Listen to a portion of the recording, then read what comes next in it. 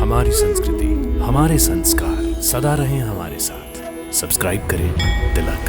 भगवान राम की जन्मस्थली अयोध्या में सहस्त्र चंडी और दिव्य रुद्र होम महायज्ञ का आयोजन किया जा रहा है। आइए इस महायज्ञ का हिस्सा बने।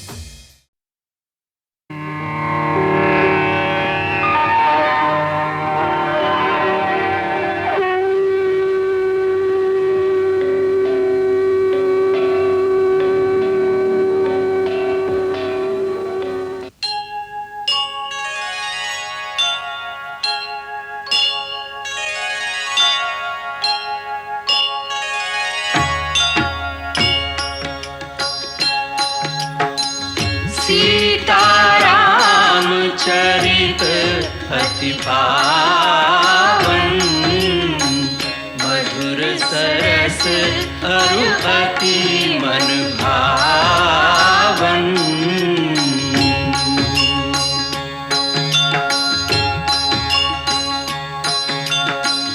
पुनि पुनि कितने हो सुने सुनाए, की प्यास बुझत न बुझाए।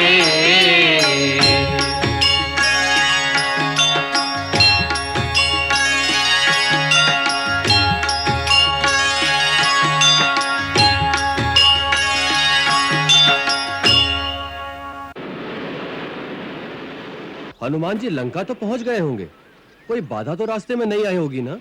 जो भक्ति, श्रद्धा और दृढ़ निष्ठा से अपने कर्तव्य पथ पर अग्रसर होते हैं, उनके मार्ग में यदि कोई बाधा आ भी जाए तो वो अधिक समय तक नहीं टिक सकती। हनुमान वीर भी हैं और भक्त भी हैं। वो अवश्य सफल मनोरथ होकर आएंगे।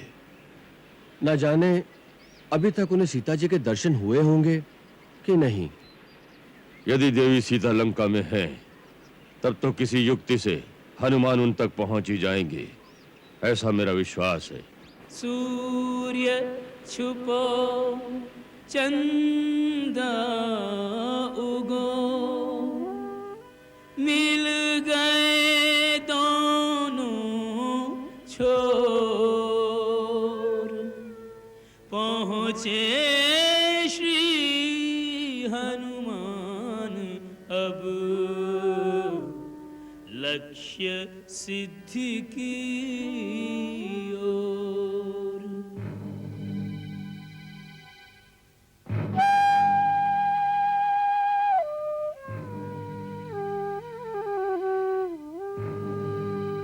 तन दुर्बल संतप्त मन, करत राम को जाप।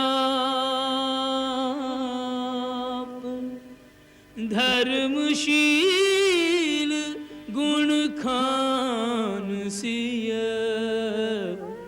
अपनो परिचय आप।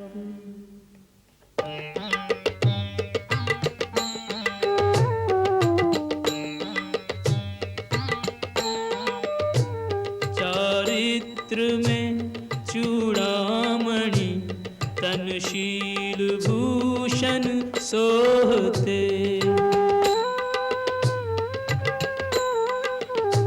नैना अथक अविराम, अपलक राम को मग जोहते। मृत प्राय किंतु न प्राण निकसे, राम प्रभु के मोहते। हनुमत जति सीता सती, जिन्हीं विदग्ध विछोहते। त्रिजटा, मेरी मशाल भी जला दो। सबकी मशालें जल गई? हाँ, जल गई।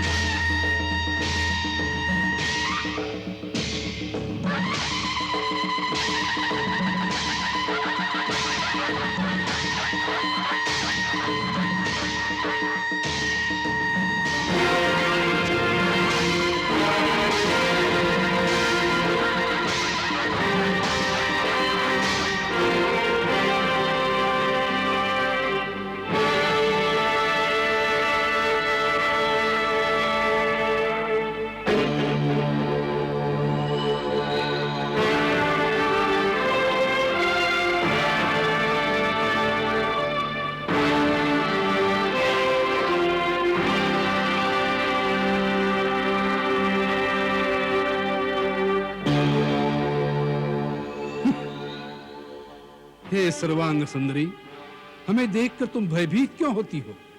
हम तो तुमसे प्रेम करते हैं। यह अनुपम सौंदर्य ब्रह्मा जी ने केवल तुम्हें प्रदान किया है। तुम्हारे पश्चात ऐसा रूप उन्होंने किसी दूसरी स्त्री को नहीं दिया। ऐसे रूप सौंदर्य की स्वामिनी होकर इस प्रकार पृथ्वी पर सोना, निरंतर चिंता करते रहना, मैले वस्त्र पहनना, कई कई दिन तक उपवास करना, यह सब तुम्हें शोभा नहीं देता। तुम्हारे लिए तो हमारे महल में दिव्य आभूषण, हीरे, मोती, माणिक, रेशमी परिधान, संसार के सर्वोत्तम भोजन, बहुमूल्य पेय पदार्थ अर्थात संसार के सारे सुख हाथ बांधे तुम्हारी सेवा के लिए खड़े हैं। तुम वहां आ जाओगी तो रानी मंदोदरी और हमारी सहस्त्र स्त्रियां दासियां बनकर तुम्हारी सेवा करेंगी।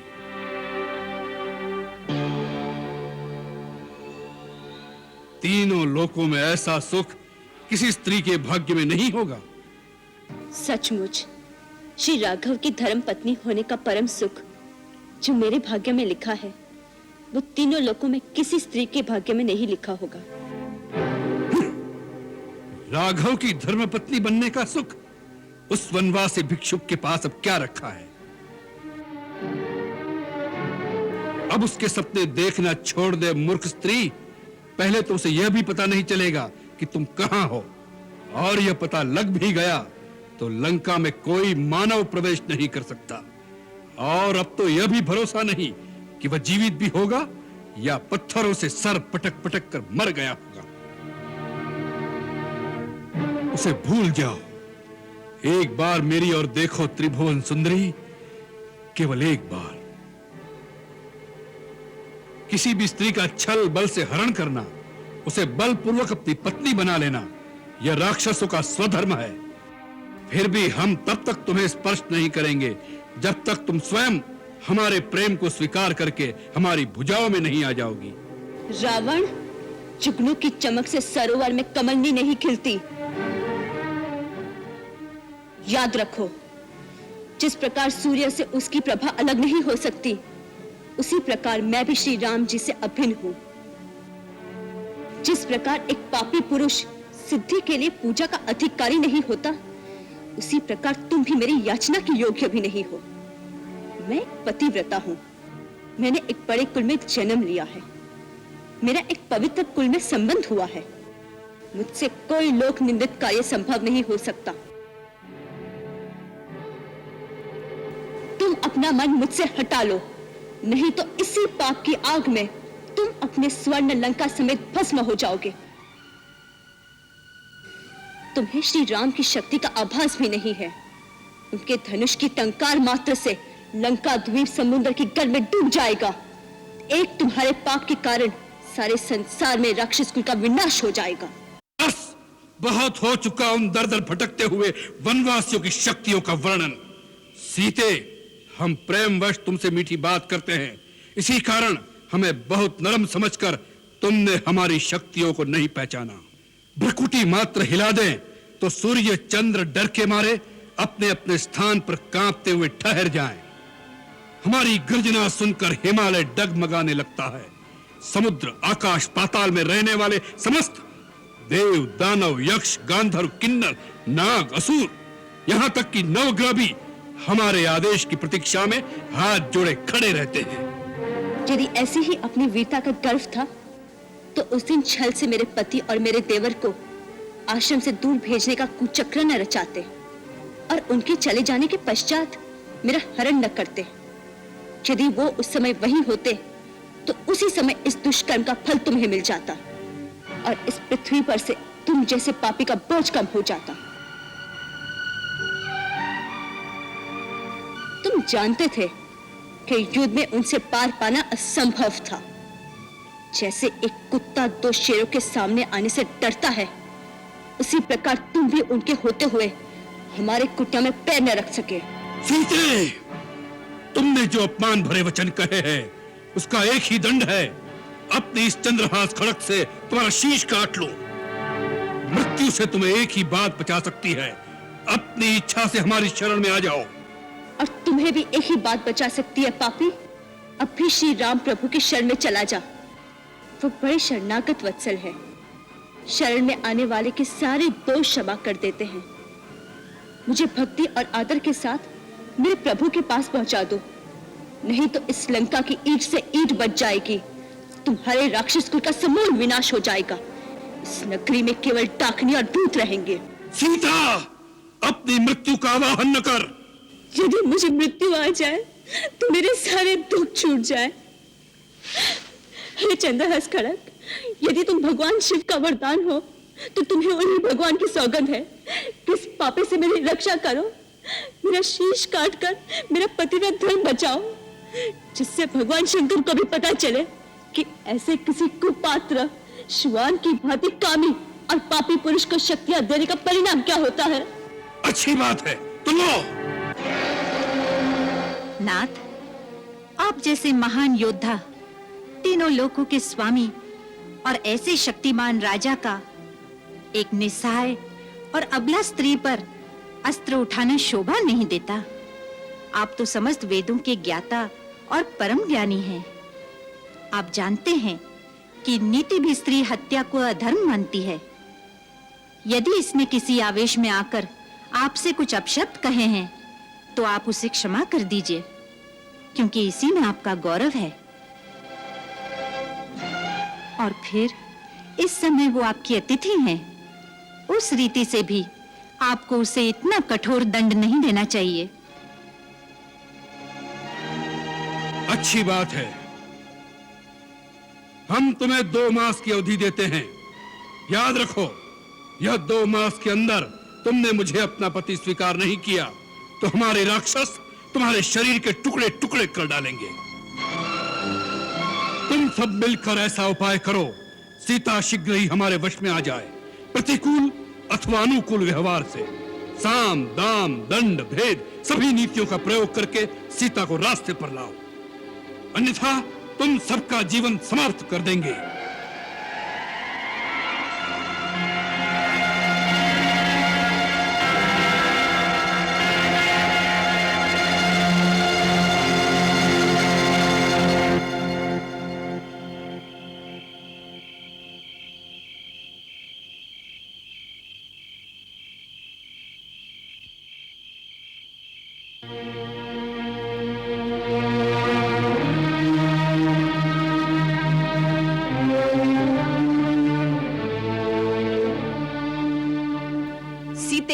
तुम पुलत्स्य वंशज रावण की भार्या बनना भी कोई बड़ी बात नहीं समझती। पुलत्स्य जी 6 प्रजापतियों में चौथे हैं, ब्रह्मा जी के मानस पुत्र हैं। पुलत्स्य के मानस पुत्र महर्षि विश्रवा वो भी प्रजापतियों के समान हैं। महाराज रावण उन्हीं के पुत्र हैं। तुम्हें राक्षस राज रावण की भार्या बन जाना चाहिए। जिन्होंने अपने पराक्रम से नाग गंधर्व दानवों को संग्राम में बार बार नीचा दिखाया, उनके अनुनय पर तुम उनकी भार्या बनना नहीं चाहती। विशालाक्षी, जिनका भय मानकर सूर्य तपना छोड़ देता है, वायु बंद हो जाती है, वृक्ष फूल बरसाने लगते हैं, पर्वतों से जल चूने लगता है, मेघ जिनकी इच्छा पर ही जल बरसाते हैं, उन राज राजेश्वर की भार्या बनने का विचार क्यों नहीं करती? मेरी बात मान लो, नहीं तो तुम जीवित नहीं रह सकोगी। तुम सब मिलकर लोक विरुद्ध बातें कर रहे हो, ये मेरे हृदय में तनिक नहीं ठहरता। तुम सब मिलकर मुझे खा जाओ, फिर भी मैं तुम्हारी बातों में नहीं आऊंगी। जो मेरे पति है वो दीन है अथवा राज्यहीन है, वो मेरे लिए पूजनीय है। मेरा अनुराग सदा उन्हीं के साथ रहेगा। ये राक्षस राज रावण को पति रूप में पाने योग्य है ही नहीं। सीता, तुम महामूर्ख हो। हमने दयावश तुम्हारी अनुचित बातें सह ली। समुद्र के इस पार कोई नहीं आ सकता। तुम रावण के घर में कैद हो, हम तुम्हारी चौकसी कर रही हैं। तुम्हारा भला इसी में है, हमारी बात मान लो। बेमतलब वाद विवाद से क्या लाभ? इसे काट कूट कर आपस में बराबर बांट लो। मुझे छेदो, मुझे काटो, मुझे आग में जला दो। रावण तो क्या, मैं उसकी छाया को भी छू नहीं सकती। सीते, हम सब राक्षसनियां मिलकर तुझे खा जाएंगी। मुझे मारना ही है तो इतनी कृपा करो कि मुझे जल्द से जल्द मार डालो। अब ये दुख मुझे सहन नहीं होता। मैं आप लोगों के पांव पड़ती हूँ। हमारे पांव क्यों पड़ती है दुर्भागिनी? महाराज रावण के पांव पकड़ तो तेरा उद्धार हो जाएगा। हटो, तुम लोग इस प्रकार इस बेचारी को क्यों सता रही हो? हम लंकेश्वर की दासियां हैं, उनकी आज्ञा का पालन कर रही हैं। हमें डर किसका? उस महाकाल का जो इस समय अपना भयानक मुख खोले लंका और वंश के समस्त राक्षसों को अपना आहार बनाने के लिए आगे बढ़ता चला आ रहा है। कल रात स्वप्न में मैंने प्रत्यक्ष देखा कि लंका के विनाश का समय अब निकट आ गया है, और ये भी देखा कि स्वर्ण नगरी का विध्वंस कैसे होगा। वही बचेगा जो सीता की शरण में होगा। श्री राम के बाण केवल उन्हें ही जीवित छोड़ेंगे जिन्हें सीता अपने चरणों की छाया में ले लेंगी। मेरा स्वप्न घोर समय का स्वप्न है, अवश्य सच होगा। ऐसा क्या सपना देखा तुमने त्रिजटा? आज मैंने स्वप्न में देखा श्री रामचंद्र आकाश में चलने वाली हाथीदान की पालकी में, जिसमें 1000 घोड़े जुटे हुए हैं, श्वेत वस्त्र धारण करके लक्ष्मण सहित आए हैं। फिर मैंने देखा श्री राम लक्ष्मण और सीता जी के सहित सूर्य के समान दैदीप्यमान पुष्पक विमान पर चढ़कर उत्तर दिशा की ओर चले गए हैं। रावण मुंह मुंडाए तेल में भीगे हुए, लाल कपड़े पहनकर तेल पीते हुए गधे पर सवार होकर दक्षिण दिशा की ओर जा रहे हैं। फिर मैंने देखा अपना सर नीचा किए गधे से गिर पड़े। इसी समय लाल कपड़े पहने हुए एक काली स्त्री कीश में लथपथ उनका गला बांधकर दक्षिण दिशा की ओर खींचे लिए जा रही है। यही दशा महाबली कुंभकर्ण और रावण के सब पुत्रों की देखी। केवल विभीषण को ही सफेद छत्र में देखा। इस रमणीय लंका नगरी के बाहरी और भीतरी दरवाजे टूट गए हैं। हाथी, रथ, घोड़े आदि समुद्र में डूब गए हैं। राख से लथपथ लंका में रमणीय राक्षसनियां पागलों की भांति विलाप कर रही हैं।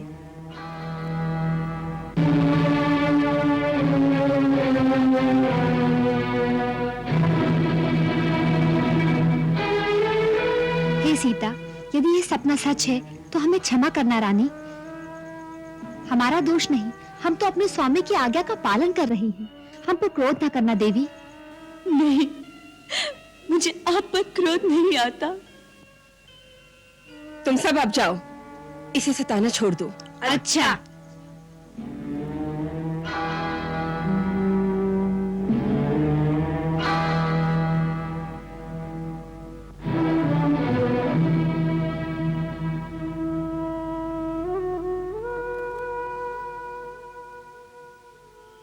इन पर क्रोध मत करना बेटी।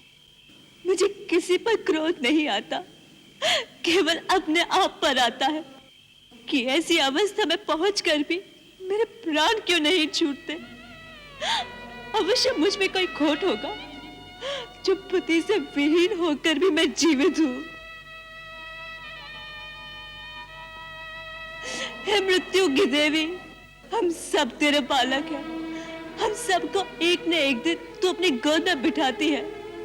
हे माता, मुझ पर उपकार कर, मुझे आज ही अपनी गोद में ले ले।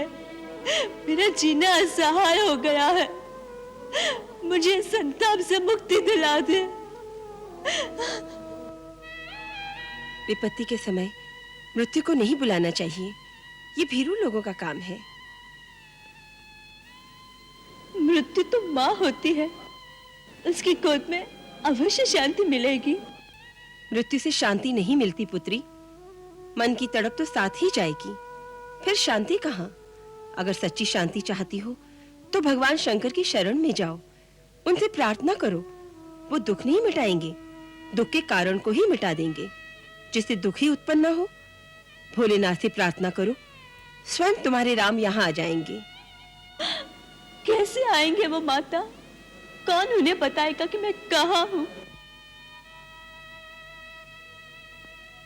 मुझे निश्चय है कि यदि उन्हें पता चल गया होता कि मैं यहाँ हूँ, तो अब तक तो लंका की ईंट से ईंट बजा देते।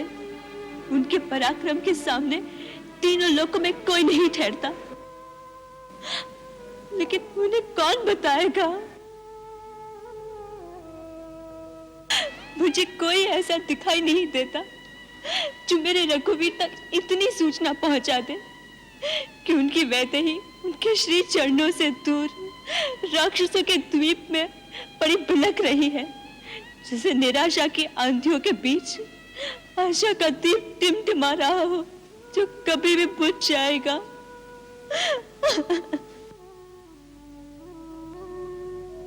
इसे बुझने मत दे बेटी। विपत्ति के समय ही भगवान पर विश्वास की परीक्षा होती है। भोलेनाथ का कोई भरोसा नहीं, किसी भी क्षण अचानक जीवन की धारा निराशा से आशा की ओर मुड़ सकती है। कौन जाने उन्हें पता लग गया हो और श्री राम का संदेशा लेकर कोई आ ही रहा हो तुम्हारे पास। माता, ऐसे सुखद सपने से आंसू तो नहीं थमते। आंसू बहने दे, परंतु ये भी विश्वास रख कि सपने सच होते देर नहीं लगती। अब थोड़ा आराम कर। आज डरकर राक्षसनियां दूर चली गई हैं। थोड़ा चैन से सो ले, मैं प्रातःकाल अवश्य आऊंगी।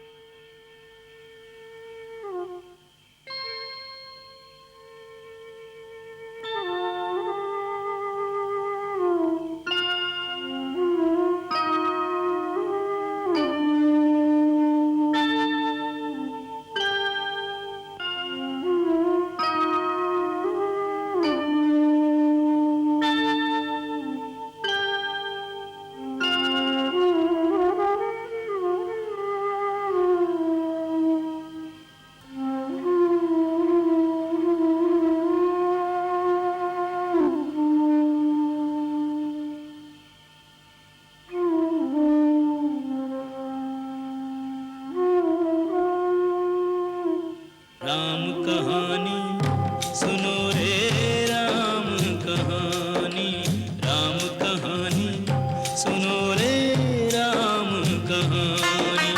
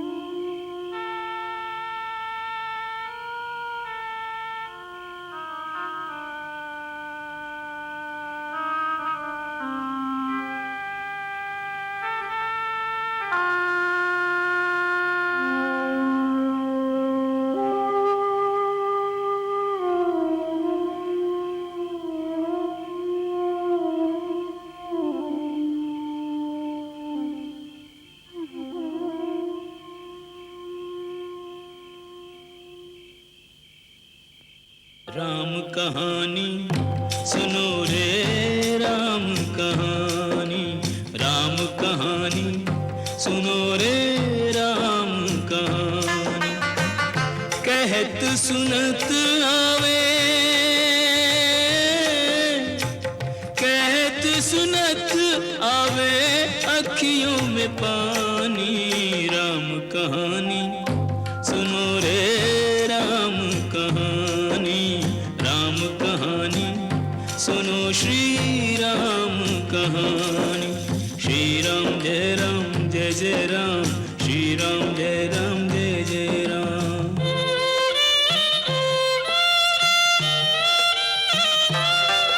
दशरथ के राज दुलारे, कौशल्या की आंख के तारे।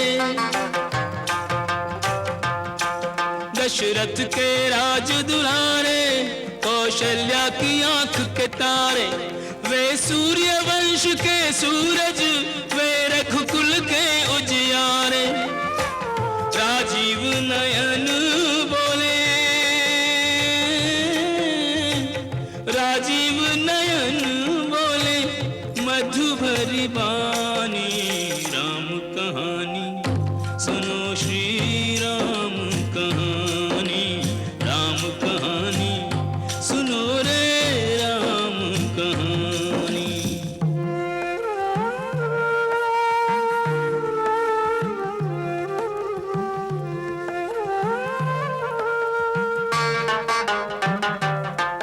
शिव धनुष भंग प्रभु करके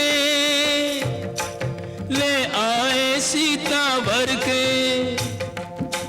शिव धनुष भंग प्रभु करके ले आए सीता वर के।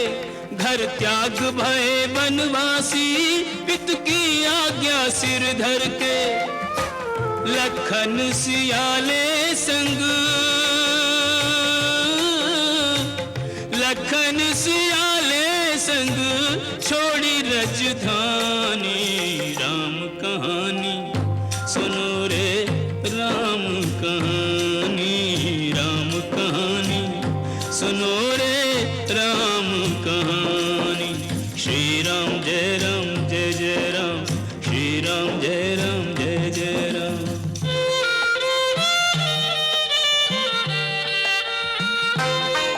खल भेष भिक्षु का धर के, भिक्षा का आग्रह करके। खल भेष भिक्षु का धर के, भिक्षा का आग्रह करके। उस जनक सुता सीता को छलबल से ले गया हर के। बड़ा दुख पावे, बड़ा दुख पावे राजा राम जी की रानी। राम कहानी सुनो रे राम कहानी, राम कहानी सुनो रे राम कहानी।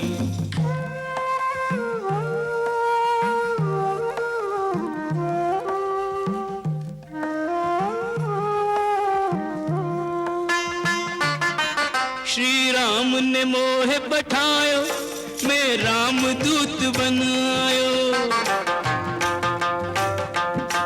श्री राम ने मोह बैठायो, मैं राम दूत बनायो।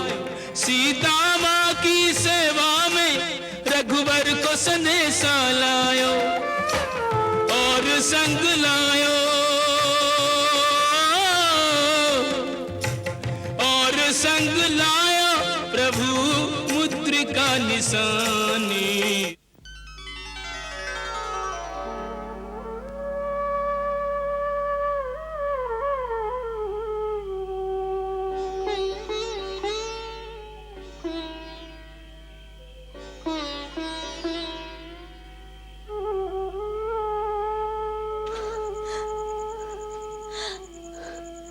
ये तो मेरे स्वामी की निशानी है, तो क्या सचमुच यहाँ कोई है? भाई, जो मेरे प्रभु की कथा मुझे सुना रहे थे, वो मेरे सामने प्रकट क्यों नहीं होते? अब दिखाई देने वाली या ना दिखाई देने वाली योनि के प्राणी हैं। अब कोई देवता है या मानव, जो भी मेरे स्वामी का संदेशा लेकर आए हैं, वो कृपा करके मुझे दर्शन दे। माता, मैं ही प्रभु श्री राम का संदेशा लेकर आया हूं।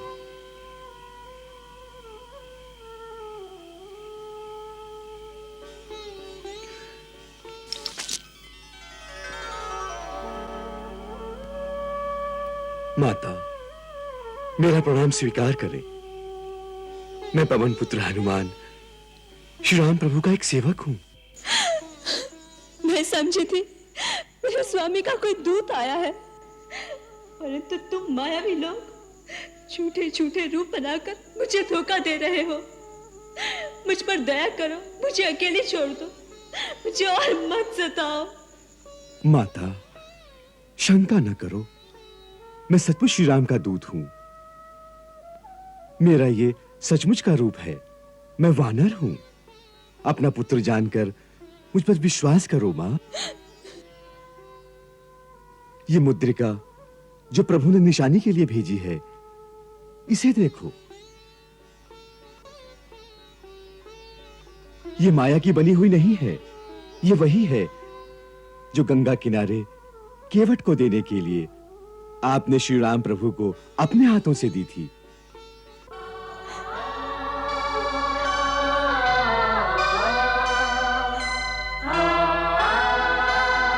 आपको विश्वास दिलाने के लिए मैं एक और गुप्त बात बताता हूं। जो मैंने स्वयं श्री राम के मुंह से सुनी है।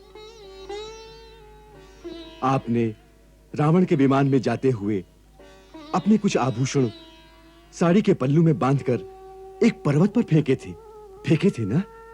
हाँ। वही आभूषण ऋषिमुख पर्वत पर बैठे वानर नरेश सुग्रीव और उनके मंत्रियों के सामने गिरे। जब महाराज सुग्रीव और श्री राम की मित्रता हुई तो सुग्रीव ने जब वही आभूषण प्रभु को दिखाए, उन आभूषणों को देखकर उनकी आंखें भर आईं और साड़ी के पल्लू को देखकर तो वे विह्वल उठे और उसे पकड़कर कहने लगे, जब मैं सोता था तो सीता इसी पल्लू से मुझे पंखा करती थी। जब प्रातः संध्या वंदन से उठता था तो वो यही पल्लू मेरे चरणों में रखकर मेरी चरण रज लेती थी। मुझे ये सब याद है क्या? हाँ माता, सब याद है। वो दिन रात आपकी याद में ही खोए रहते हैं। फिर उन्होंने आज तक मेरी सुधि क्यों नहीं ली? क्यों भुला दिया अपनी दासी को? ये नहीं सोचते कि मेरा एक एक दिन किस प्रकार बीत रहा होगा। न वो आए, न ही मुझे मृत्यु आई। मेरे किस दोष का दंड मुझे मिल रहा है? उस दिन लक्ष्मण की बात तो मानकर मैंने उसे जो अपशब्द कहे थे, क्या उसी कारण उन्होंने मेरा त्याग कर दिया है? तात, उनसे कहो कि मैं लक्ष्मण से भी क्षमा मांगती हूँ। मैं उनसे भी क्षमा मांगती हूँ। वो तो सब पर दया करते हैं, तो मेरी भूल क्यों क्षमा नहीं करते? मेरी भूल क्यों क्षमा नहीं करते? भैंस नरक से उद्धार क्यों नहीं करते? माता, माता, यदि उन्हें पता होता कि आप यहाँ हैं, तो आज तक उन्होंने इस नरक को विध्वंस कर दिया होता और आपको मुक्त कराकर ले गए होते। परंतु वे तो आपकी खोज में वन वन भटकते हुए वानर देश किष्किंधा तक पहुंचे। जब उनकी मित्रता महाराज सुग्रीव से हुई तो उनकी सहायता से आपकी खोज आरंभ हुई।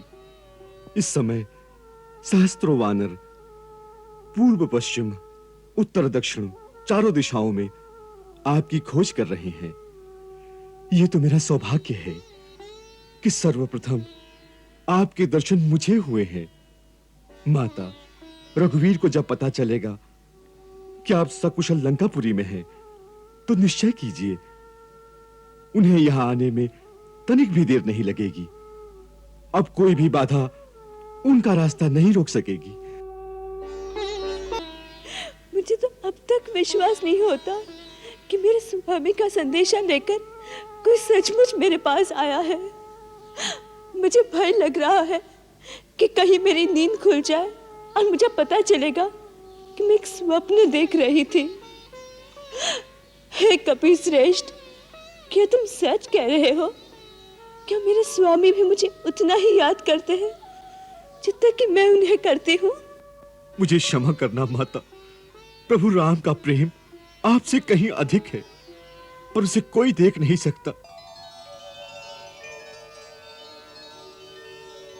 आप तो किसी राक्षसी से अपने मन की बात कह सकती हैं, परंतु प्रभु की विवशता देखो, वो तो किसी से अपने हृदय की बात कह भी नहीं सकते। सारे झंझावात को अपने हृदय के अंदर दबाकर सूखी आंखों से केवल चारों ओर देखते रहते हैं। किसी से कुछ कहते नहीं, रातों को सोते नहीं। उनकी व्यथा कौन जान सकता है? आते समय मुझसे केवल इतना कहा कि हनुमान, सीता से कहना तुम्हारे जाने के बाद मेरी देह प्राण विहीन हो गई है। बस फिर ऐसा लगा कि उन्होंने मूक भाषा में आपके लिए बहुत कुछ कहा जो शायद आप ही सुन सकती हैं। हाँ, मैं सुन सकती हूँ। मैं सुन रही हूँ हनुमान। उन्होंने मुख भाषा में जो कुछ मुझे कहा मैं सब सुन रही हूँ। उनसे कहना कि सीता आप ही की है और आप ही के भरोसे अब तक जीवित है, परंतु अब जीना असहाय हो गया। अब आने में देरी की तो मुझे जीवित नहीं पाएंगे। ऐसा नहीं होगा माँ। तात, तू नहीं जानता मैं कैसे कष्ट में जी रही हूँ। मैंने सब देख लिया है माँ। वृक्ष पर बैठे बैठे रावण का संवाद, इन राक्षसियों का व्यवहार सब देख लिया। और मैंने ये भी देखा है माँ कि एक पतिव्रता नारी का तेज तीनों लोगों के विजेता और घमंडी रावण को कैसे निस्तेज कर देता है। और यह भी देखा है चंद्रहास जैसी जगत विजयी खड्ग घास के तिनके के सामने कैसे सिर झुका देता है मां। धर्म की शक्ति और अधर्म की दुर्बलता का मर्म आज आपके श्री चरणों के प्रताप से देख लिया है मां। हमें आशीर्वाद दो कि हम वानर जाति श्री राम प्रभु की सेवा में सफल हो और इन राक्षसों का सर्वनाश कर दें। परंतु वानर राक्षसों का सामना कैसे कर सकेंगे? तुमने देखा होगा राक्षस तो एक से एक महाभट है और वानर तो सब तुम्हारे जैसे होंगे ना वत्स? हाँ माता, सब मेरे जैसे हैं, परंतु आपके पतिव्रत धर्म की शक्ति जो एक तिनके को तलवार से टक्कर लेने के योग्य बना सकती है, वो शक्ति भी हमारे साथ होगी ना? ठीक है पुत्र, परंतु राक्षस बड़े मायावी हैं। मां, आपके आशीर्वाद से और श्री राम प्रभु की कृपा से हम भी उनसे कम नहीं हैं। आपको आश्वासन देने के लिए मैं आपको अपना एक मायावी रूप दिखाता हूं। जय श्री राम।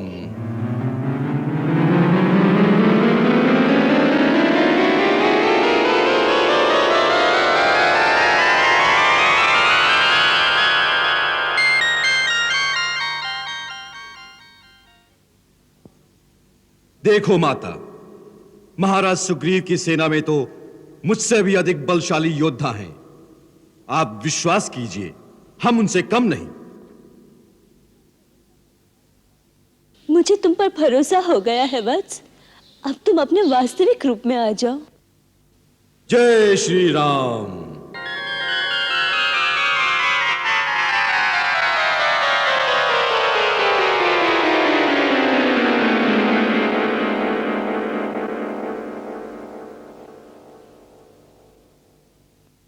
यही मेरा वास्तविक रूप है।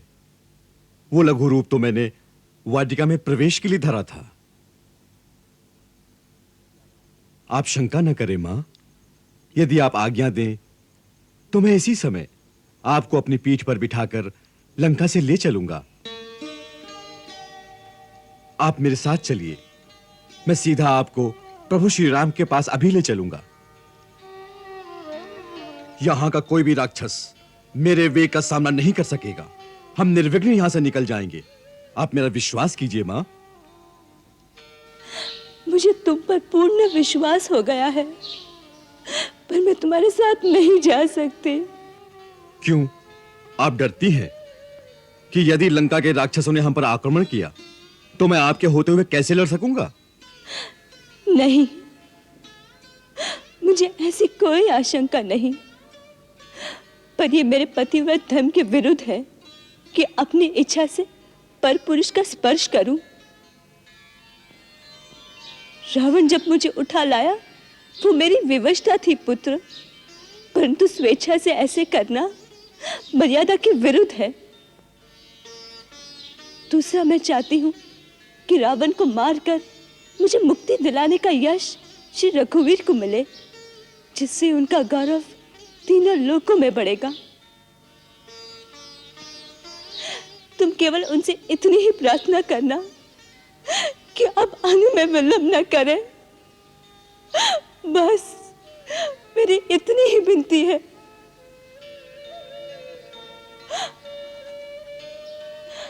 अब तुम जाओ, कोई पहरेदार आ जाएगा। तो आने दो, मैं उनसे नहीं डरता। नहीं, उनसे लड़ने में अगर तुम्हें कुक शक्ति पहुंची तो समुद्र लांघना कठिन हो सकता है। अब तुम अपने स्वामी के पास जाओ। माता, मैं उनका गुप्त दूत हूं। मेरा यह भी कर्तव्य है कि जाने से पहले शत्रु के बलाबल की थाह ले लूं, अनुमान कर लूं कि उनकी शक्ति कितनी है, उनकी दुर्बलता कहां है, उनकी दुर्ग रचना कैसी है, उनके अस्त्र शस्त्र कहां हैं। यह ज्ञान युद्ध के समय बहुत काम आएगा। दूसरी बात यह है कि मैं एक और भी लीला करना चाहता हूं, जिससे शत्रु के हृदय में भय उत्पन्न हो और वो सोचने लगे कि यदि श्री राम के दूत में इतनी शक्ति है तो श्री राम प्रभु में कितनी शक्ति होगी। इससे शत्रु का साहस टूटता है और भय युद्ध में उसे निर्बल कर देता है।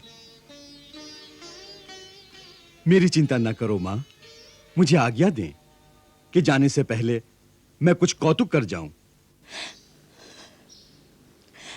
अच्छा वत्स, श्री रघुवीर का नाम स्मरण करके अपना कर्तव्य पूरा करो।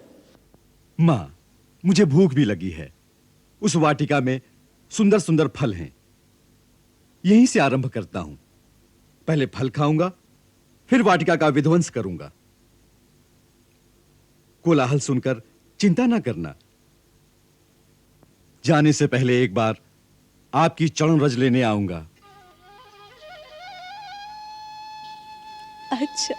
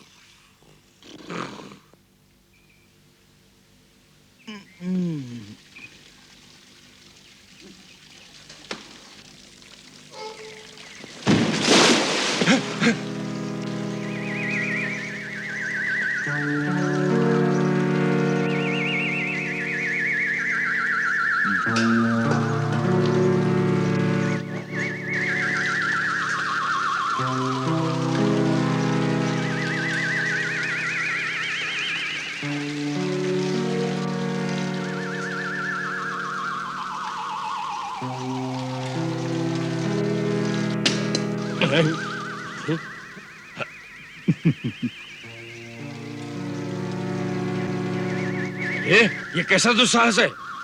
कौन है तू? तू कौन है? हम यहाँ के रखवाले हैं। तू नहीं जानता? ये लंका के महाराजा रावण की विशेष बगिया है। तू नहीं जानता? मैं अयोध्या के महाराजा श्री रामचंद्र का विशेष सेवक हूँ। कौन सी अयोध्या? कहाँ के राम? पहले तू बता, क्या है तेरा नाम? अरे ये तो बड़ा ढीठ बंदर है, पकड़ो इसे।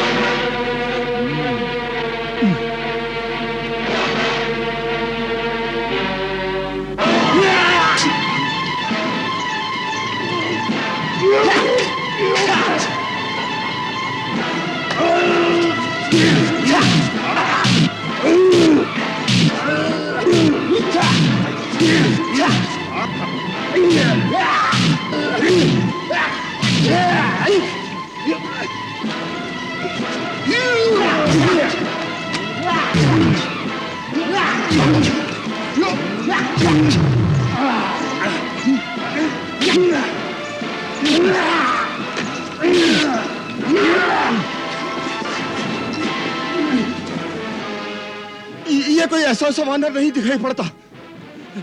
चलो चलो चलो नायक जी, जम्बू माली से कहे।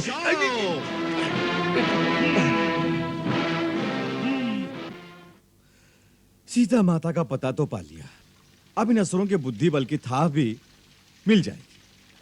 मेरा आना सफल हो गया।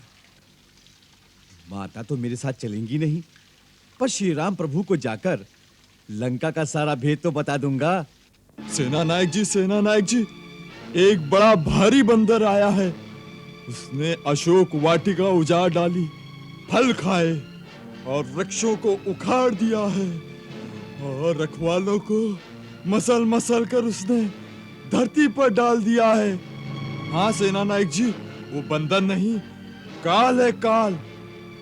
धिक्कार है कायरो, एक बंदर ने तुम्हारे सामने सारी वाटिका उजाड़ डाली और तुम दबाकर यहां भाग आए।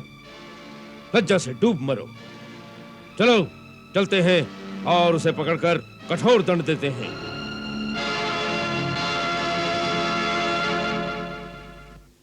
वो रहा वो बैठा है। देखिए कितना विकट है, कितना विराट है। पकड़ लो, बांध लो इसे।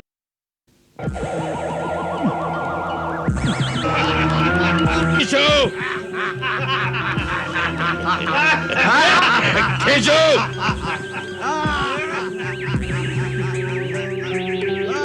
और जोर से खींचो।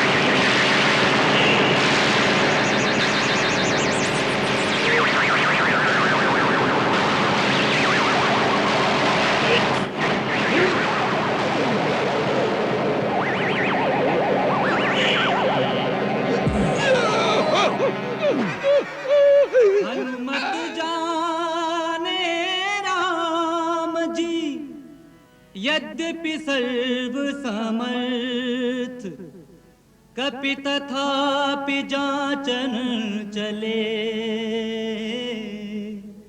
शत्रु शक्ति सामर्थ्य।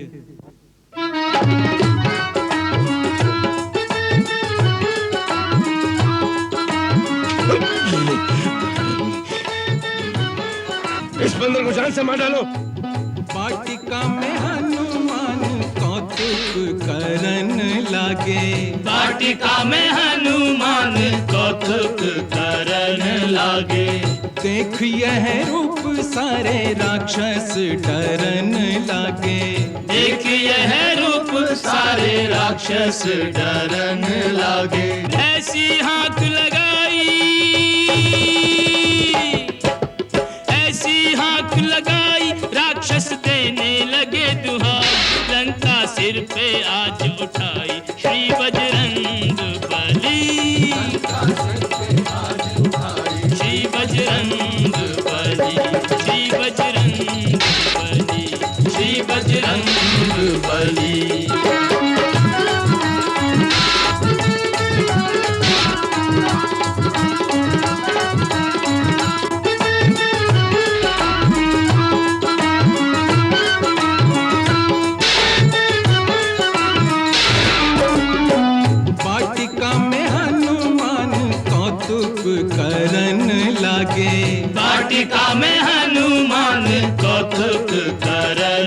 लागे। देख यह रूप सारे राक्षस डरन लागे। देख यह रूप सारे राक्षस डरन लागे। वृक्ष उखाड़न लागे, वृक्ष उखाड़न लागे, सुंदर बाग उजाड़न लागे। बड़े बड़े वीर पछाड़न लागे, श्री बजरंग बली। बड़े बड़े वीर पछाड़न लागे। श्री बजरंग। मैंने कहा था ना आपसे, ये कोई मामूली वानर नहीं। अरे अभी तो मैं ही आया हूँ, अब मेरे स्वामी श्री राम आएंगे। जाओ, जाकर सावधान कर दो अपने राजा रावण को। जाओ।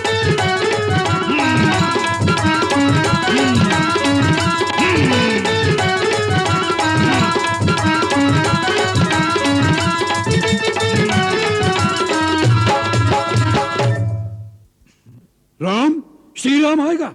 किसने भरमा दिया, किसने सुना दिया उस जंगली का नाम तुझे? उसी बंदर ने महाराज। आप क्या बात कर रहे हैं नायक जम्बूमाली? राजकुमार अक्षय कुमार, अशोक वाटिका में एक ऐसा विराट विचित्र वानर घुस आया है जिसने सारी वाटिका उजाड़ डाली। वो पेड़ ऐसे तोड़ता है जैसे कोमल फूलों की डाली। वाटिका उजाड़ डाली? तो आपके पहरेदार वहां क्या कर रहे थे? और फिर इतनी सी बात के लिए आप महाराज का समय नष्ट कर रहे हैं। आप स्वयं जाकर उसे दंड क्यों नहीं देते? वही करने तो गए थे, परंतु उस वानर ने उल्टा इन्हें वाटिका से भगा दिया। महाराज, मैं वहां रहता तो मेरी मृत्यु निश्चित थी। मैं आपसे बार बार विनती कर रहा हूं कि वो कोई साधारण वानर नहीं है, और ऐसा लगता है कि वो किसी गुप्त कार्य से यहाँ आया है। उसके पास कोई दैवी शक्ति है। जो उसके सामने जाएगा वो उसे जीता नहीं छोड़ेगा। उसे किसी छल से पकड़ना चाहिए। आप कारो जैसी बातें कर रहे हैं। एक वानर लंका में घुस आया है और लंका में आप जैसे महाभट डर के मारे कांपते हुए राजमहल में घूम रहे हैं। धिक्कार है ऐसे जीवन पर। पिताश्री, आप मुझे आज्ञा दें, मैं अभी उस वानर को दुम से पकड़कर आपके सामने लाता हूं। जाओ वत्स, परंतु उस वानर को साधारण वानर समझकर असावधानी न बरतना। वानर जाति में भी बड़े बड़े महाबली योद्धा हुए हैं, और रणनीति भी यही कहती है, शत्रु चाहे छोटा हो या बड़ा, परंतु जब भी रणभूमि में जाओ अपनी पूरी शक्ति से आक्रमण करो, जिससे पहले ही हल्ले में शत्रु ठंडा हो जाए। और याद रखो, शत्रु पर दया कभी मत करो। जाओ। जो आज्ञा। चलो।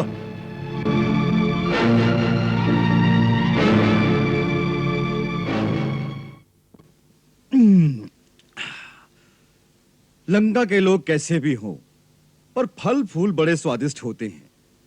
आनंद आ गया, आनंद।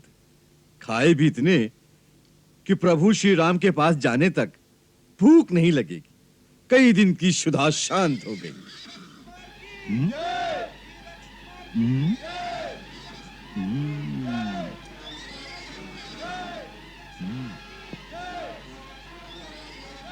सोचा था हनुमान, थोड़ा विश्राम कर, खाया पिया पचाकर विश्राम कर, पर प्रभु श्री राम के काम में विश्राम कहां। वीरक्ष कुमार की जय, वीरक्ष कुमार की जय, वीरक्ष कुमार की जय, वीरक्ष कुमार की जय।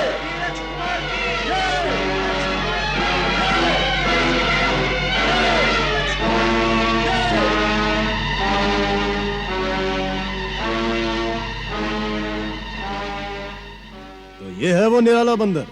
जय श्री राम। तूने हमारी बगिया उजाड़ डाली, हमारे सैनिकों को मार डाला। मैं मारने वाला कौन, बगिया उजाड़ने वाला कौन?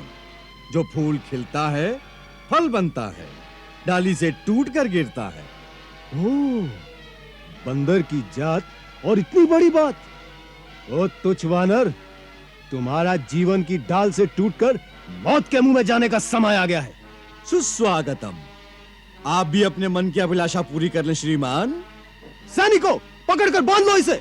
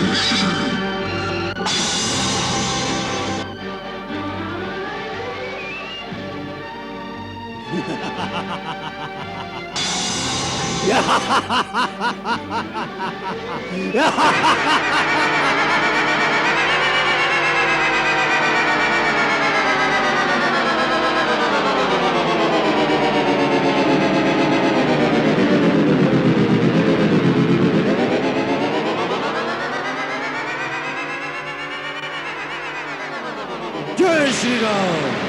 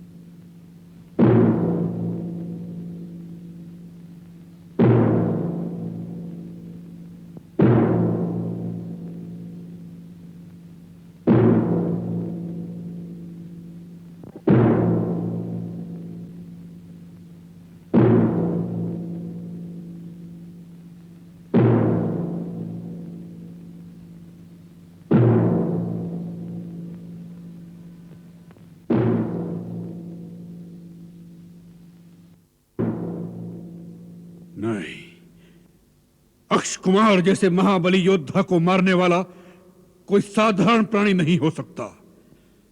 नहीं, ये वानर नहीं, ये ब्रह्मा विष्णु इंद्र आदि दिक्पालों ने मिलकर हमारे विनाश का कोई षड्यंत्र रचा है। हमने अलौकिक अपार शक्ति वाले वानर देखे हैं, उनसे टक्कर ली है। वाली, सुग्रीव, महाबली जाम्बुवन, नाल, नील, पर ऐसा अद्भुत पराक्रम नहीं सुना। अवश्य वानर के रूप में यह कोई अपूर्व शक्तिशाली जीव प्रकट हुआ है। इंद्रजीत हुआ होगा महाराज, परंतु आपके इंद्रजीत ने स्वयं सभी शक्तिशाली देवताओं से लोहा लिया है। साम, धाम, भेद, दंड जब जिस प्रकार बना उनकी सबकी शक्तियों का अपने वश में किया है। आज हनुमान नाम का एक वानर तीनों लोगों की अपार शक्ति और शौर्य की साक्षात मूर्ति बनकर आया है, फिर भी मेघनाथ इंद्रजीत कर विजय करना संभव है। भाई अक्षय कुमार का बदला लेने के लिए मेरी भुजाएं फड़क रही हैं। आप आज्ञा दीजिए पिताश्री। हम जानते हैं इंद्रजीत, तीनों लोकों में तुमसे टक्कर लेने की शक्ति किसी में नहीं है। तुमने ब्रह्मा जी की आराधना करके ब्रह्मास्त्र और अनेक अस्त्रों का ज्ञान प्राप्त किया है। इंद्र और देवता भी तुम्हारे सामने ठहर नहीं सके। देश काल का ज्ञान रखने वालों में तुम श्रेष्ठ हो। तुम्हारा तपोबल, अस्त्रबल और पराक्रम हमारे ही समान है। कोई कार्य तुम्हारे लिए असंभव नहीं। उस विकट वानर के प्रभाव और पराक्रम को समझ लो और उसके अनुसार अपनी शक्ति का प्रयोग करो और ऐसी युक्ति करो कि वह वानर काबू में आ जाए। ऐसा ही होगा महाराज।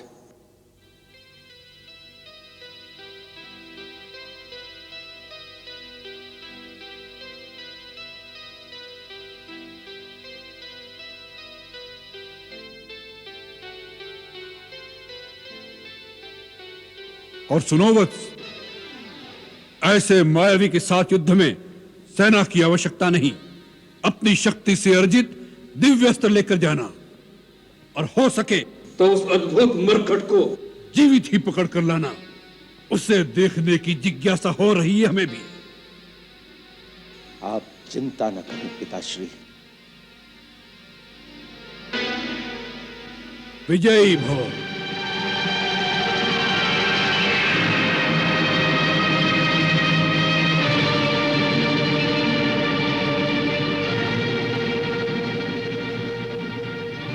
अरे कौन था वो वानर जो तुमसे बातें करने आया था? उस वानर ने महाराज के पुत्र महाबली अक्ष कुमार का वध कर डाला। अब महाराज उसे जीता नहीं छोड़ेंगे। हमें भी दंड मिलेगा। हमारे होते हुए वो अशोक वाटिका के अंदर कैसे आ गया? हमें तो त्रिजटा ने डराकर भेज दिया था। मैं थोड़ी देर के बाद अचानक आई तो देखा एक वानर सीता से मिलकर जा रहा था। वही होगा वो। अरे कौन था वो? बोलती क्यों नहीं?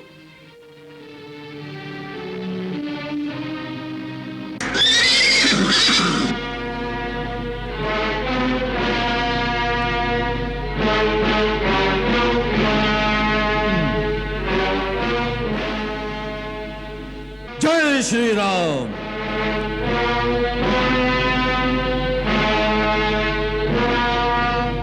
जय लक्ष्मण।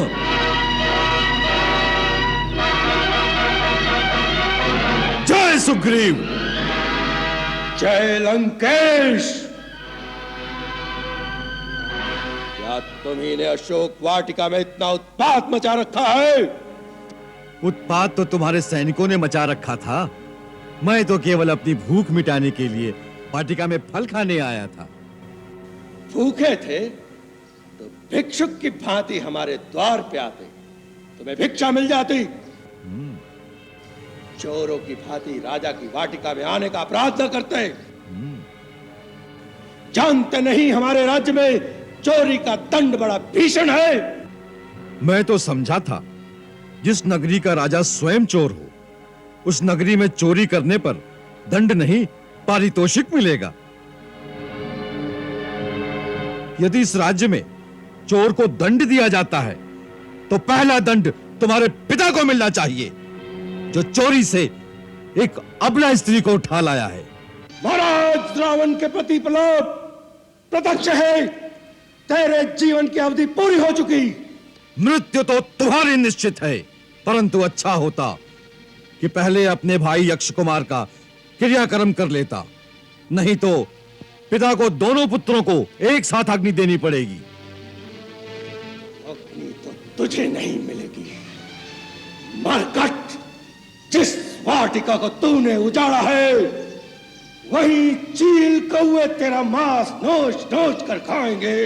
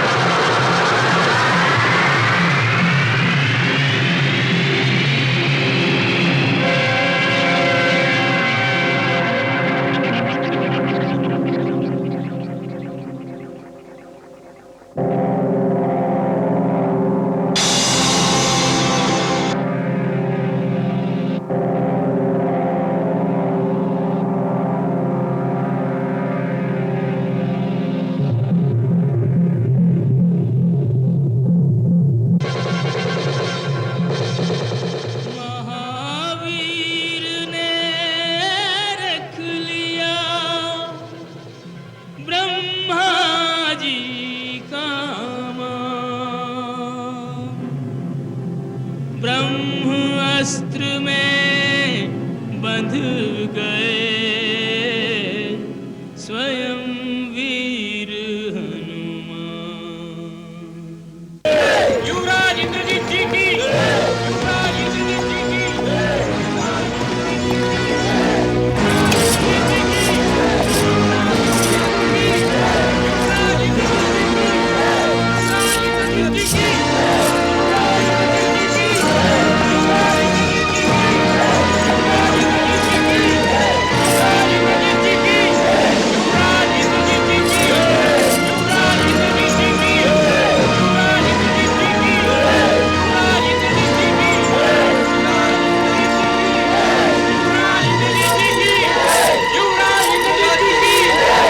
राजकुमार इंद्रजीत ने उसे बंदी बना लिया है।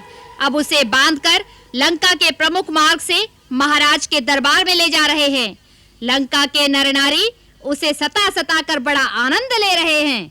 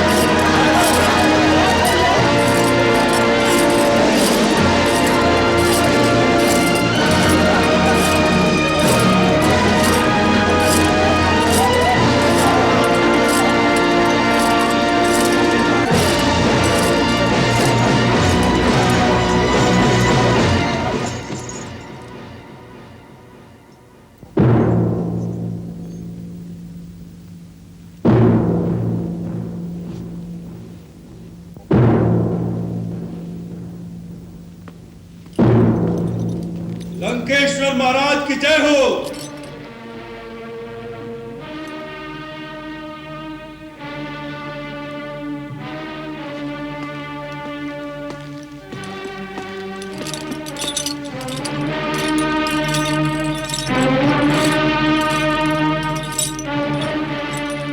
महाराज, आपकी आज्ञा अनुसार आपके अपराधी को बांध कर ले आया हूं।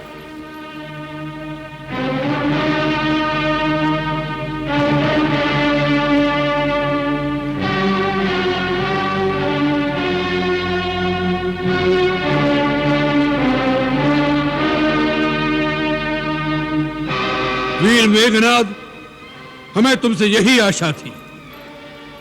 तुम्हारा पराक्रम सराहना के योग्य है। ये सब आपकी ही शक्ति का प्रताप है महाराज। वत्स, हम तुमसे प्रसन्न हैं। आसन ग्रहण करो।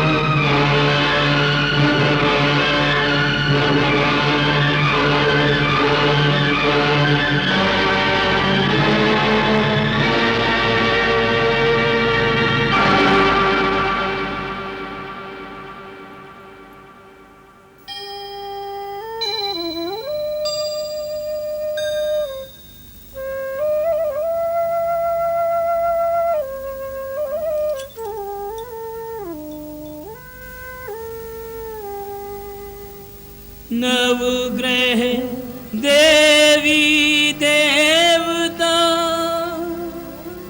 और सकल दिक्पाल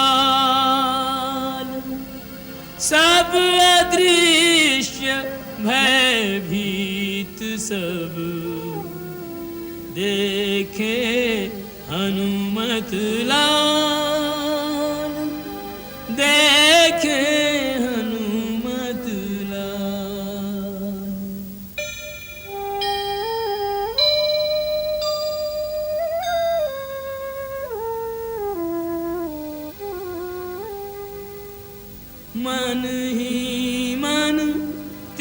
को किया तब हनुमंत प्रणाम, मुक्ति की आशा बंधी सुर बोले जय राम, जय हनुमत जय राम। इस वानर से डर रहे थे? इसमें ऐसी कौन सी विशेषता है जिसने न केवल हमारे सैनिकों का संहार किया है, वरन राजकुमार अक्ष कुमार जैसे महान योद्धा का वध भी किया है? महाराज, ये देखने में जितना सीधा है, वास्तव में उतना सीधा साधा नहीं है। ये परम मायावी है, अनेक प्रकार की छल विद्याएं जानता है, इसलिए ये किसी के वश में नहीं आ सका। इसके साथ युद्ध करते समय एक बार तो मैं भी विचलित हो गया, फिर ब्रह्मास्त्र का प्रयोग करके मैंने इसे अपने वश में किया। इसके लिए तुम्हें ब्रह्मास्त्र चलाना पड़ा? जी पिताश्री। तब तो ये अवश्य हमारे सामने लाए जाने योग्य है। बोल वानर, किसके बलबूते पर तूने हमारे सुंदर उपवन को उजाड़ दिया? हमारे राक्षस जो वहां के रक्षक थे, तूने उन्हें किस अपराध के कारण मारा? प्रभु, अपने शरीर को स्वस्थ रखना और उसकी रक्षा करना प्राणी का पहला धर्म है। इसी धर्म के अनुसार जब शरीर अत्यंत भूखा हो और खाने का पदार्थ सामने हो तो उसे खा लेने में धर्म और न्याय की दृष्टि से कोई दोष नहीं। मैं 100 योजन समुद्र लांघ कर आया था। इस परिश्रम से मैं बहुत थक गया था और भूख भी लगी थी, इसीलिए अशोक वाटिका के फलों पर अपना अधिकार समझकर खा गया। महाराज, रात्रि के समय जब वृक्ष सो रहे हो तो उनके फल और पत्ते आदि तोड़ना वर्जित है, इसीलिए मैं पहले उन्हें हिला हिलाकर जगाता था। उनको हिलाने डुलाने में कुछ वृक्ष की जड़ें बाहर निकल आईं। बस फिर आपके सैनिकों ने मेरे शरीर पर प्रहार किया। अपने शरीर की रक्षा के धर्म के लिए मुझे उनसे लड़ना पड़ा। महाराज, जिन्होंने मुझ पर प्रहार नहीं किया, मैंने उनको कुछ नहीं कहा, बस केवल मैंने उन्हीं को मारा जिन्होंने मुझे मारने की चेष्टा की। इसीलिए आपके पुत्र राजकुमार अक्ष को मुझे परलोक भेजना पड़ा। महाराज, जो युद्ध की इच्छा से आए उसे मारना अधर्म नहीं। हमारे प्रिय पुत्र राजकुमार अक्ष कुमार का वध करते समय तुम्हें हमारी शक्ति का कोई भय नहीं था? शाठ, तूने हमारा नाम और हमारी कीर्ति अभी तक नहीं सुनी।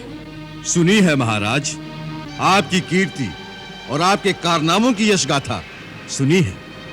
कैसे सहस्त्रबाहु के साथ आपने वीरतापूर्वक युद्ध किया था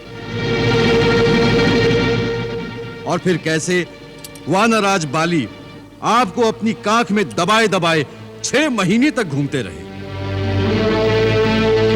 आपकी वीरता के चर्चे तो तीनों लोकों में सुनाई दे रहे हैं। महाराज, जो छल से भिखारी का वेश बनाकर किसी अकेली अबला स्त्री को चोरों की भांति उठा लाए, ऐसा परम वीर आपके अतिरिक्त और कौन हो सकता है? वानर!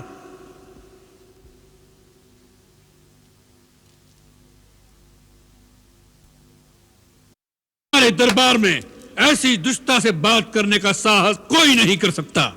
सेनापति! जी महाराज। इसकी जीवा अभी काट दी जाए।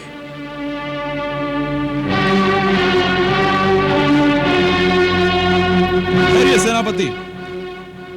अमात्य प्रहस्त, आप हमारी आज्ञा पूर्ति में रुकावट डाल रहे हैं। महाराज, ऐसा साहस मैं नहीं कर सकता, परंतु आपकी आज्ञा पूर्ति से पहले मैं आपकी सेवा में एक विनम्र निवेदन करने की आज्ञा चाहता हूं। कहो। हे लंकेश्वर, यह कोई साधारण वानर दिखाई नहीं देता और इसका यहां पर आना भी कोई साधारण सी बात नहीं लगती। यह वानर रूप इसका छद्म वेश दिखाई देता है, क्योंकि जितना तेज इसमें है उतना वानरों में नहीं होता। हो सकता है ये इंद्र के कहने पर यहां आया हो, या कुबेर अथवा यम वरुण का दूत हो, या विष्णु ने ही इसे यहाँ भेजा हो, सबसे पहले यह जान लेना परम आवश्यक है।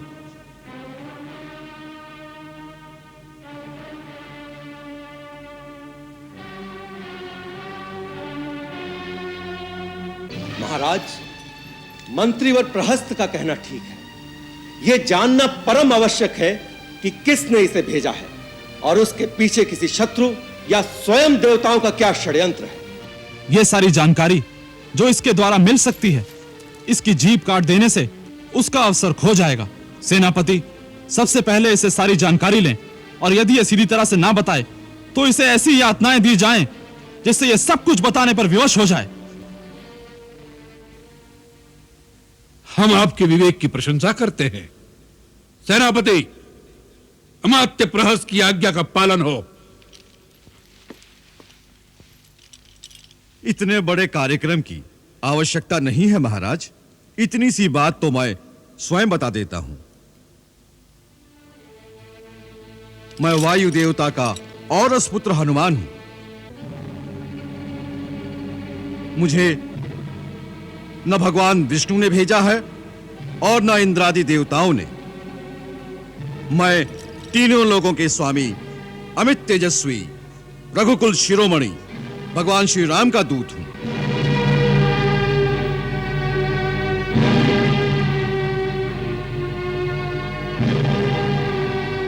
जिनकी भार्या सीता माता को तुम छल से हर लाए हो, मैं उन्हीं सीता माता का पता लगाने और आपको मिलने 100 योजन समुद्र लांघ कर आया हूं। मैंने सीता माता के दर्शन कर लिए हैं। अब आपसे मिलने के लिए ही मैंने इस प्रकार बांधा जाना स्वयं ही स्वीकार किया है।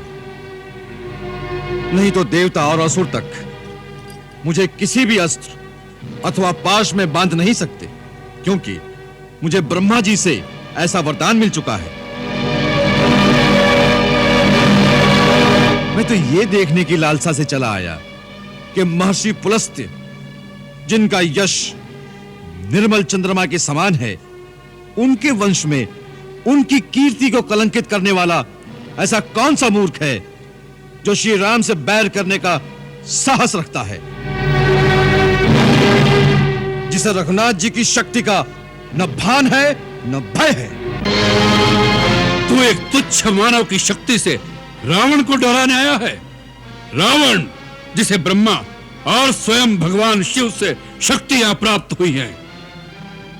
यदि मैं भगवान शिव होता तो इस समय आपको यही उपदेश देता कि वत्स, मेरी शक्तियों और मेरी अनुकंपा का दुरुपयोग न करो। तूने धर्मपूर्वक तपस्या के द्वारा जो शक्तियां मुझसे पाई हैं, उनका प्रयोग विनम्रता से धर्म के कार्य में ही करो।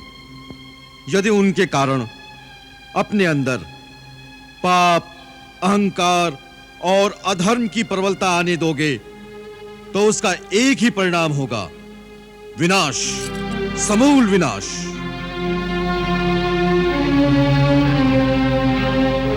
अतः विनाश का मार्ग छोड़ के श्री राम की शरण में चले जाओ, जिन्होंने एक ही बाण से महाबली बाली को मार डाला और खरदूषण का सेना समेत अंत कर दिया।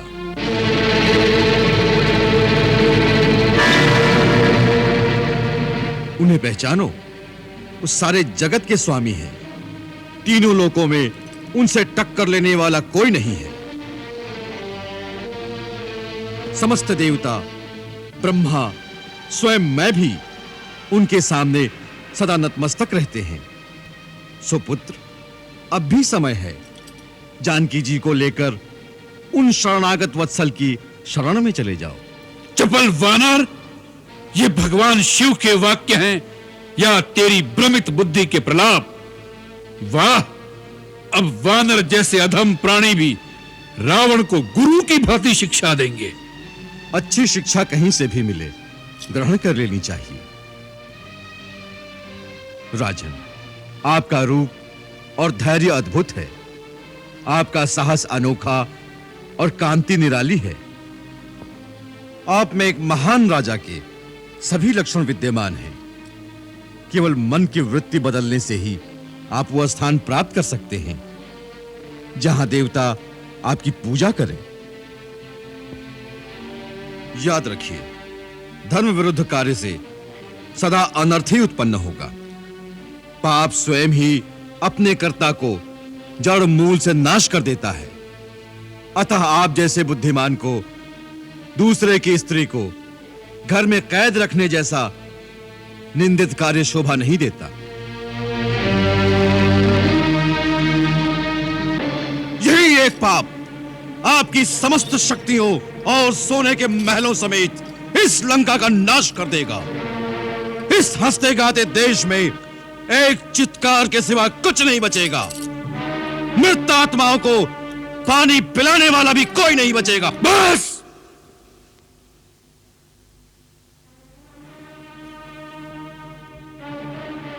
बहुत हो चुकी है नरगल बातें। अपनी मृतात्मा को पानी देने वाले की चिंता करो। हमारे लिए तुम्हें सोचने की कोई आवश्यकता नहीं। ब्रह्मा जी के आशीर्वाद से देव, दानव, यक्ष, गांधर्व, किन्नर, नाग, असुर, यहां तक कि कोई भी योनि का प्राणी हमें नहीं मार सकता। उस वरदान में नर और वानर से आपको निर्भय नहीं किया गया था।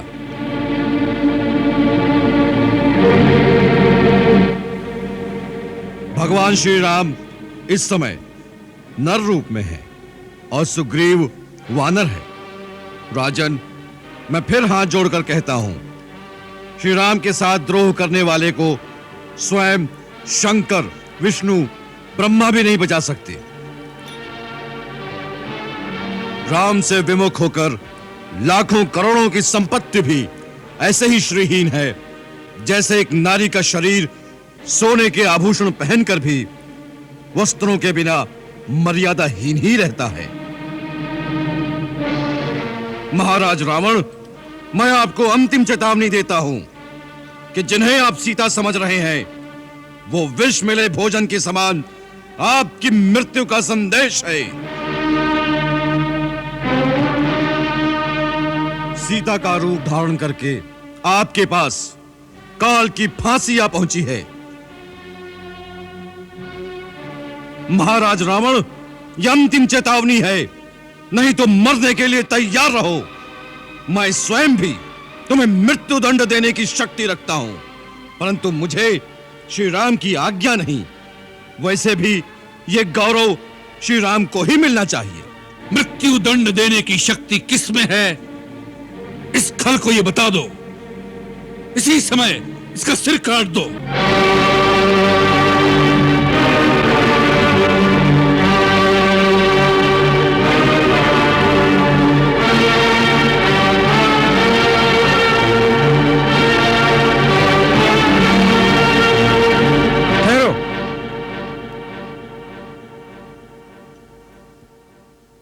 राक्षस राज, क्षमा कीजिए। यदि आप क्रोधित न हो तो सेवक कुछ विनती करे। कहो। महाराज, यह वानर दूत बनकर आया है। इस वानर का वध करना धर्म के विरुद्ध है और लोकाचार की दृष्टि से भी निंदित है। आप तो राजधर्म के विशेषज्ञ हैं। आप जैसे वीर के लिए यह कदापि उचित नहीं। मैं विभीषण काका के प्रस्ताव से सहमत नहीं। मैं तो इसे दूत भी नहीं मानता, क्योंकि इसने दूत जैसा आचरण ही नहीं किया। आते ही शत्रु की भांति हमारे सैनिकों का वध किया। इसने एक गुप्तचर की भांति आचरण किया है। हाथ में आए हुए शत्रु या उसके गुप्तचर को छोड़ देना बुद्धिमानी नहीं है महाराज, बाद में पछताना पड़ता है। मैं इसे मृत्यु दंड देने का अनुमोदन करता हूं। इंद्रजीत का कथन सत्य है। पापियों का वध करने में कोई पाप नहीं। इस वानर ने राजवाटिका को ध्वंस करके राजकुमार अक्ष और महाबली जाम्बूमाली का वध किया है। इसका वध न्यायोचित है। लंकेश्वर, सत्पुरुषों का कथन है कि दूत कहीं भी, किसी भी समय, किसी भी अवस्था में वध करने योग्य नहीं होते। इसमें संदेह नहीं कि इसने सब कार्य शत्रुओं वाले किए हैं, तथापि दूत का वध करना उचित नहीं कहलाता। इस वानर को मारने में मुझे कोई लाभ दिखाई नहीं देता। जिन्होंने इसे यहां भेजा है उन्हीं को प्राण दंड देना चाहिए। नीति और धर्म के मर्मज्ञ हमारे मंत्रीगण का क्या मत है? महाराज, मुझे क्षमा करें, परंतु मैंने किसी दूत के लिए मृत्युदंड कभी नहीं सुना। यदि दूत मर्यादा का उल्लंघन करता है तो उसके लिए दूसरे प्रकार के बहुत से दंड उचित बतलाए गए हैं, जैसे अंग भंग कर देना, या सर मुंडवा देना, या उसके शरीर में कोई चिन्ह दाग देना। महाराज, दूत सदा अपने स्वामी के अधीन होता है, इसलिए वो अपने स्वामी के हित की ही बात करता है। इसलिए वो शत्रु की भांति व्यवहार करे तो भी वध के योग्य नहीं होता। मेरे मत में इसे कोई और दंड दिया जाना चाहिए।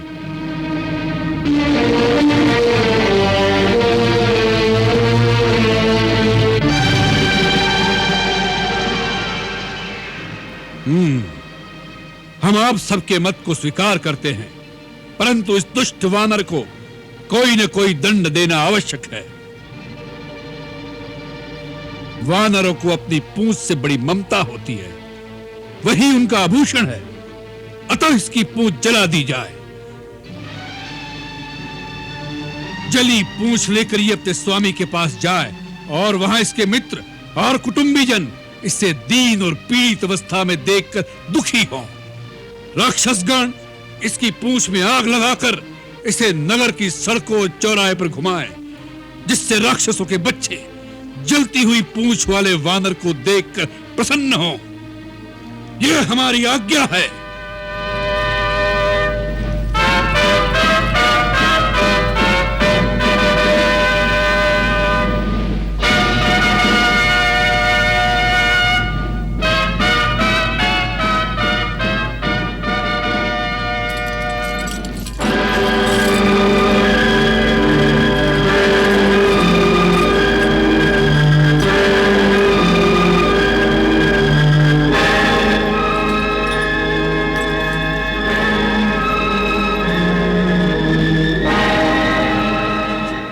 सुना है महाराज तो उसे जीवित दंड देने वाले थे, परंतु मंत्रियों के कहने से कि दूत का वध नीति विरुद्ध है, उन्होंने आज्ञा दी है कि उसकी पूंछ जलाकर अंग भंग कर दो। वानरों को तो अपनी पूंछ से बहुत ममता होती है, बहुत दुखी होगा। दुखी क्या होगा, आग में पूंछ जलेगी तो मछली की भांति तड़पेगा।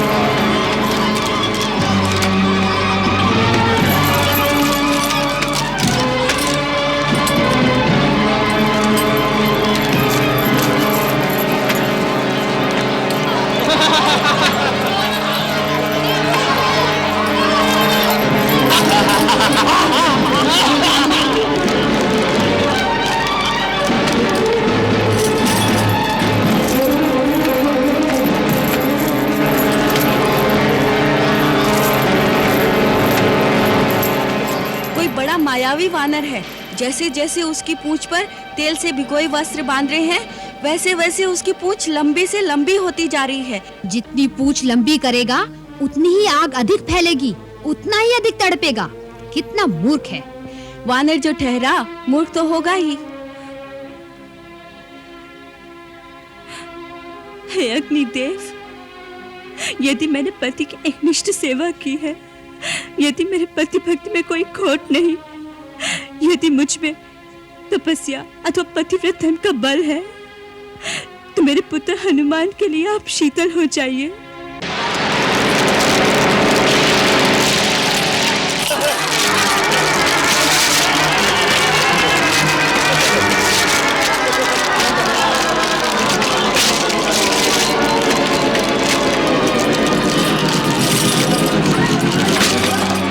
जय श्री राम।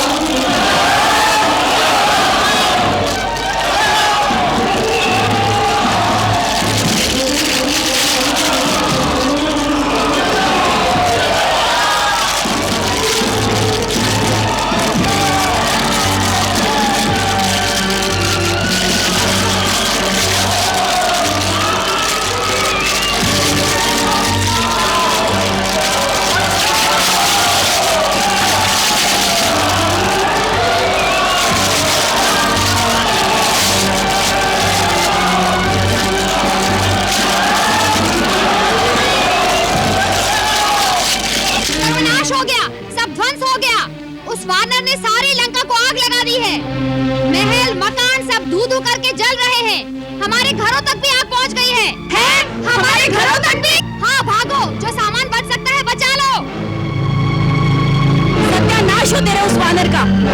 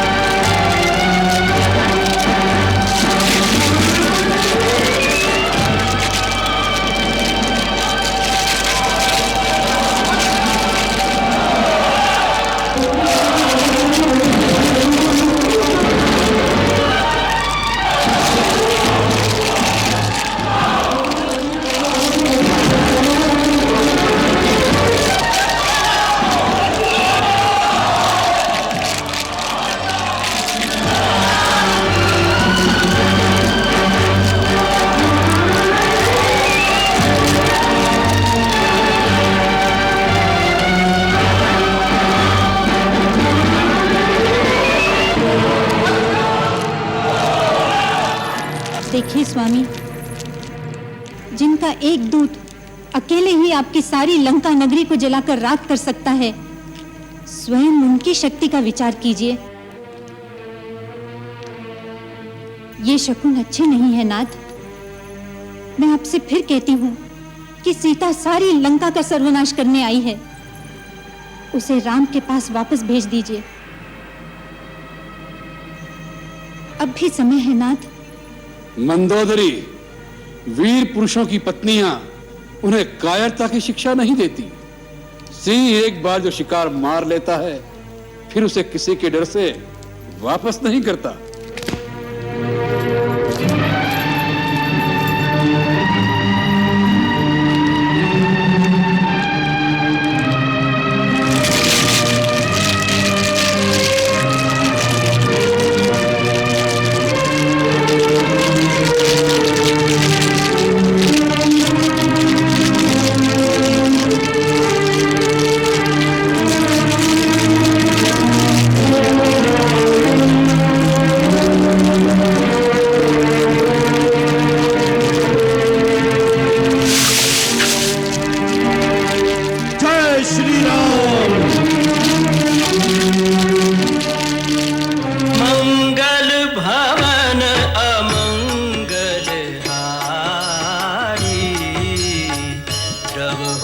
दशरथ अजिर बिहारी।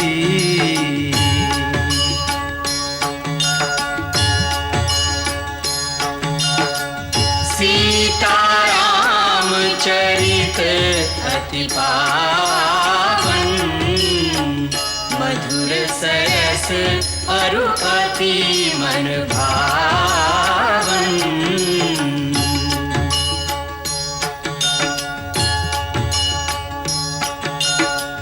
पुनि पुनि कितने हो सुने सुनाए,